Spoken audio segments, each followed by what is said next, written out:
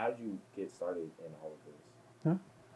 Yeah. It actually goes back to my undergraduate years. I was a biology and chemistry major, and I was doing infectious disease research, so pediatric infectious diseases and oncology. Um, the work was impactful. I always wanted to make sure to have an impact, a larger impact on the world, and for me, it was curing diseases. But then I found I wasn't being fulfilled in that, and I wasn't interviewing, but I was filling in at my undergrad because they were short staffed in our student involvement office, or what might be considered like SAGA, Student Activities and Greek Affairs. So I served as an advisor for a number of orgs that I was part of, and I fell in love with it. I was doing it for free, and that led me on. If I love this work and I'm doing it for free, why not look into doing it as a career? So that took me on my journey of higher education and student affairs. Had a graduate assistantship at Indiana University. Really enjoyed it from there, and that's when I started learning like the work that I could do could have a larger impact by working with young adults, or college students that were going to go out into the larger world in different fields. How could I help them along their journey so they're having a positive impact on the world? So that was a way for me to kind of create a nucleus to connect with multiple people and always wanted to work in diversity. Always wanted to work with folks with marginalized identities.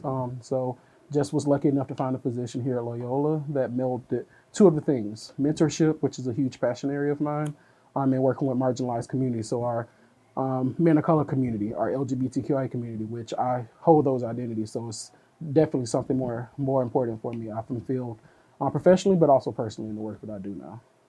And how long you been at Loyola? I've been at Loyola now. This is my third year. This is my third year.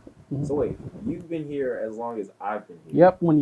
Yep, my first class was y'all's first class. So it's like when y'all were first year students, I was a Yes. first year professional here. So That's when crazy. y'all graduate, it's gonna be wild. It's gonna be wild for me. Like, what do you do in Yeah. B4E? Like, what do you do in Q initiatives? Okay.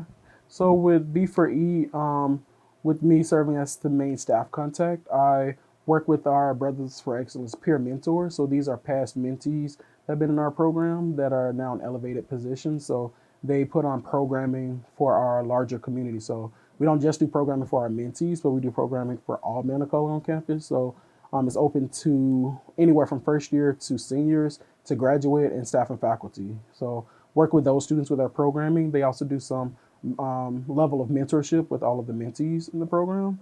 Then I work with our staff and faculty men of color on campus that come in to serve as staff and faculty mentors. So helping that community, making sure things are going smoothly, a lot of logistical stuff behind the scenes. Our student leaders, our mentees, and our staff faculty mentors are really the lifeblood of everything we do in B4E. I just make sure they have what they need to in order to continue having a successful community. When it comes to LGBTQIA initiatives, or Q initiatives as we call it in our office, I work with another group of student leaders, which are Q scholars. So these are students that have been here at the university for at least 1 year that hold identities within the LGBTQIA community, and they do programming monthly for the community and allies. So you'll see a range of things that range from like more so artistic pieces. So you'll see like Q Cafe to stuff that's more scholarly. So Q Studies and like Q Films, where we'll like bring in sometimes producers and directors for some of these films that we'll do screenings of. And then we have retreats in both of those programs. So some examples of some stories I've had or experiences and more so impactful. I remember 1 year I was working with Menti in our program, and I was really taking it pretty hard where I felt like I couldn't break through with this mentee. Was putting a lot of extra energy into him to make sure he had the support he needed.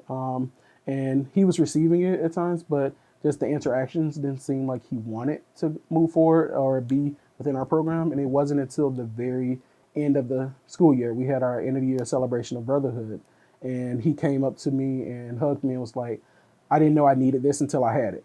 So that was definitely a moment of like, okay, like while I might not see it immediately, I know we're in a society where we want to see stuff right then and there.